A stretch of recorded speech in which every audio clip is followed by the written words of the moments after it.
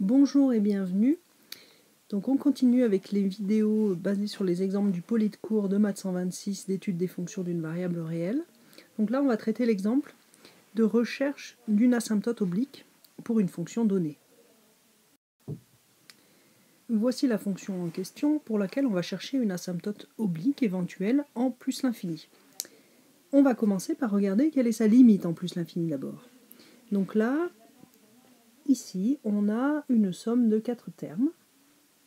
Donc on peut voir le premier tend vers 0, le deuxième tend vers moins 1, et ces deux-là tendent tous les deux vers plus l'infini.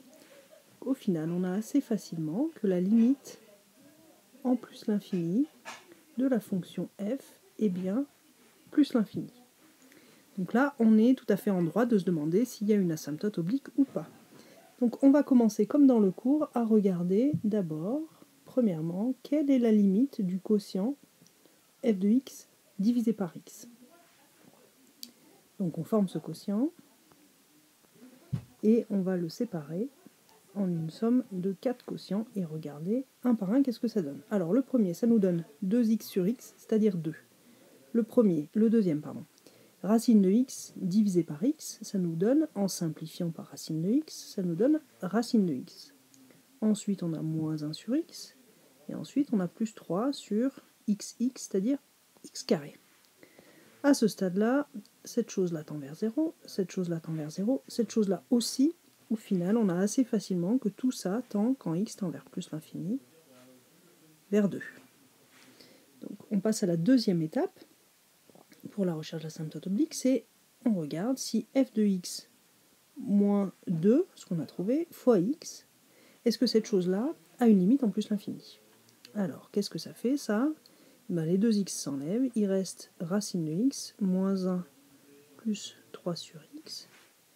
Comme tout à l'heure, ça tend vers 0, ça tend vers moins 1, et ça tend vers plus l'infini. Quand on ajoute les 3, on obtient, quand x tend vers plus l'infini, que ça tend vers plus l'infini. Donc ici, la conclusion qu'on peut donner, c'est que la fonction n'admet pas d'asymptote, parce que si on veut une asymptote, il faut avoir ici une limite finie et non pas infinie. Donc la seule chose qu'on peut dire ici, c'est qu'elle admet, comme ici on a une limite finie, elle admet une direction asymptotique de pente 2. Voilà. Alors là, ensuite, on va regarder sur un petit dessin qu'est-ce que ça donne. Donc on va tracer la fonction. Et si on trace la fonction, qu'est-ce qu'on voit? Effectivement, on a une direction asymptotique de pente 2, mais par contre, on voit qu'ici, là, l'écart entre la courbe et la fonction a tendance à s'éloigner. La fonction va s'éloigner de la courbe de pente 2. Donc là, on voit qu'il n'y a effectivement pas d'asymptote. Dans le cas d'une asymptote, ça va se rapprocher et non pas s'éloigner. Ok? Donc ça conclut cet exemple sur la recherche d'une asymptote oblique. Si vous reste des questions, toujours pareil, envoyez un petit mail ou posez la question pendant les séances de cours. Voilà!